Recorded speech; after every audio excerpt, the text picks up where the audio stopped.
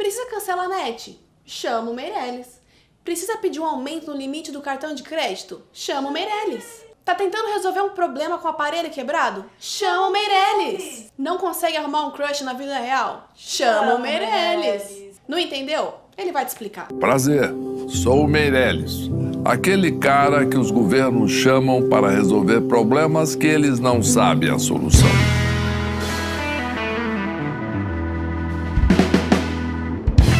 Henrique de Campos Meirelles é o candidato pelo MDB. Pois é, o MDB, antigo PMDB, é esse mesmo. E o seu vice, depois da desistência de Marta Suplicy, que pediu para sair, é o ex-governador do Rio Grande do Sul, Germano Rigotto. Meirelles nasceu em Anápolis, lá em Goiás, em 31 de agosto de 1945. Tem, portanto, 72 anos. Ele é filho de um advogado e de uma estilista. E vem de uma família de políticos, olha só. O pai dele chegou a ser interventor federal interinamente no governo de 1946, como o presidente Henrico Dutra. Seu avô foi prefeito de Anápolis 3 vezes e um tio foi vice-governador de Goiás. Assim como outros candidatos, Meirelles era ligado ao movimento estudantil quando ainda jovem. Ele era ligado ao movimento estudantil católico, que era de combate aos comunistas. Nos anos 60, ele se mudou para São Paulo para estudar engenharia lá na Poli, e depois ele fez um MBA lá na Federal do Rio. Em 74, ele começou a trabalhar lá no Bank Boston, onde fez a maior parte de sua carreira profissional. E em 96, ele foi o primeiro estrangeiro a presidir um banco americano lá nos Estados Unidos.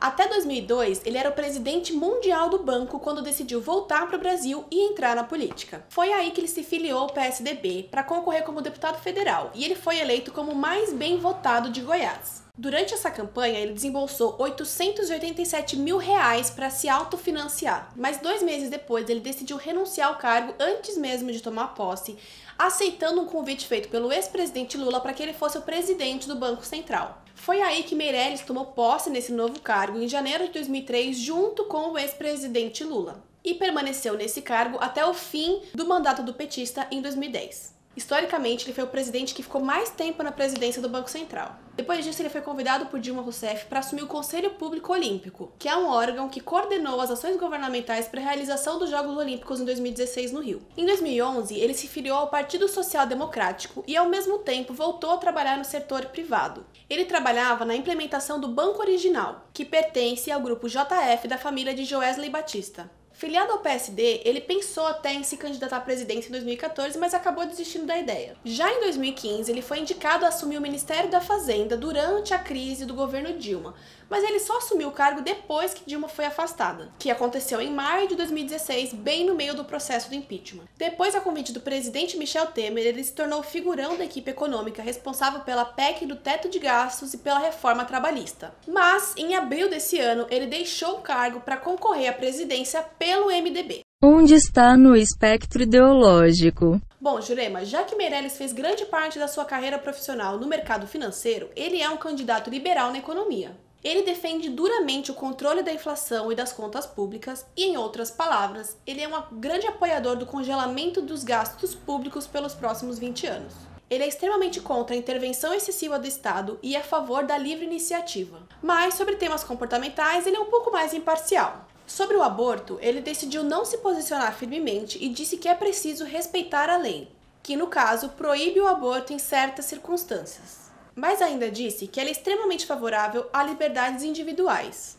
Ou seja, diz que as igrejas que são contrárias à prática do aborto têm a liberdade de pregar isso entre os seus fiéis. Mas que, por outro lado, a mulher possa ser livre para fazer a sua escolha, tendo todas as informações à sua disposição. Uma resposta que agrada gregos e troianos. Além disso, ele disse ser favorável que as pessoas possam proteger os seus patrimônios, no que se refere ao casamento entre pessoas homossexuais, e disse que é a favor sim da liberação da maconha, principalmente em casos medicinais. E quais são seus planos para o governo? Bom, o plano de governo que vem com o nome Pacto pela Confiança foi elaborado pela coligação Essa é a Solução. E ele trabalha com alguns jogos de palavras. Para tornar o Brasil mais forte, Meirelles pretende atuar no mercado de trabalho, lutando contra a desigualdade salarial entre homens e mulheres, respaldado pela Lei de Igualdade Salarial que foi aprovada em 2017. E, além disso, ele quer incentivar os jovens a entrarem no mercado de trabalho. No âmbito da Previdência, Meirelles pretende incluir os funcionários públicos na reforma e estabelecer uma idade mínima para aposentadoria. E, além disso, democratizar o acesso à tecnologia e à internet.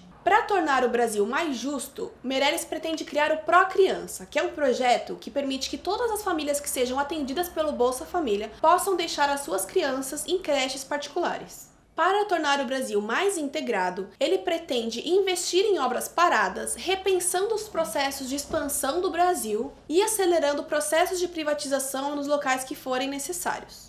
Para tornar o Brasil mais humano, Meirelles pretende investir dinheiro nos projetos sociais que já têm sido abraçados pelo governo, fortalecendo os acessos e os repasses. E por fim, para tornar o Brasil mais seguro, Meirelles pretende fortalecer o policiamento ostensivo, reformar o sistema penitenciário e reforçar a segurança cibernética. Ainda sobre os planos de governo, recentemente ele foi perguntado numa entrevista sobre a possibilidade de nomear o Michel Temer como um dos seus ministros, e ele disse que não faz nomeações antes de ser eleito. Ou seja, ele deu um belo de um migué. E foi ao longo de sua campanha eleitoral que Meirelles se estabeleceu como candidato geek. Não, pera. Hoje você vai conhecer o Meirelles Geek. Chama o Meirelles. Então, por algum motivo que não se sabe qual, alguém teve alguma ideia, não se sabe como, para lançar o Meirelles como candidato super ligado à cultura nerd, não se sabe o porquê. Tá, na verdade, durante o evento GovTech, que era mediado por Luciano Huck, o candidato tentou demonstrar que era bem ligado e estava bem confortável em falar sobre o tema, mas deu uma escorregada logo no início, errando bem a palavra. E tem gente que andou fiscalizando as redes sociais do parlamentar só para pegar no pulo os erros que ele comete. Por exemplo, usando o termo antenado, sendo que hoje em dia o que o pessoal fala é conectado. E isso fez chover correções e piadinhas com todas as falas e vídeos aleatórios que ele decidiu soltar em suas redes sociais. Mas vamos lá, pontos fortes e pontos fracos. Pontos fracos. Antes de qualquer coisa, a gente precisa lembrar que Meirelles representa a continuidade do governo Temer, que é considerado com mais baixa popularidade desde a redemocratização do Brasil. Além disso, a sua candidatura não é um consenso dentro do partido, então é provável que ele não tenha o apoio de todos os líderes do MDB. Além disso, ele disputou apenas uma eleição na vida em âmbito estadual, ou seja, ele não tem tanta experiência em debates e sabatinas. Mas ele tem pontos fortes. Um dos pontos fortes é que Meirelles representou um grande crescimento econômico durante o governo Lula, quando ele juntou crescimento econômico e distribuição de renda com controle de inflação e dos gastos públicos. E por sorte, ele deixou o cargo antes da crise do governo da Dilma se estabelecer. Inclusive, uma das críticas feitas à Dilma foi ela ter mudado a política de juros estabelecida por Meirelles no governo anterior. Outro ponto forte é que o MDB é um dos partidos que tem o maior tempo de televisão e rádio. E além disso, Meirelles tem uma grande capacidade de se autofinanciar, ou seja, pode ser que ele consiga fazer uma campanha bem parruda. Pois é, apesar de dizerem por aí que Meirelles é tão carismático quanto um vizinho que fura a bola das crianças na rua, pode ser que a campanha renda muitas surpresas. Na dúvida, sobe, desce, faz o quadradinho e chama o Meirelles. Quer saber mais? Você já sabe, visita o nosso site, dá uma olhada nos links que a gente preparou para você, cheio de reportagens, de matérias, de perfis e tudo mais. Curte e compartilha o nosso vídeo, se tiver alguma dúvida é só comentar aqui embaixo, se quiser polemizar, fale bem ou fale mal, mas fala da gente. Vamos que vamos!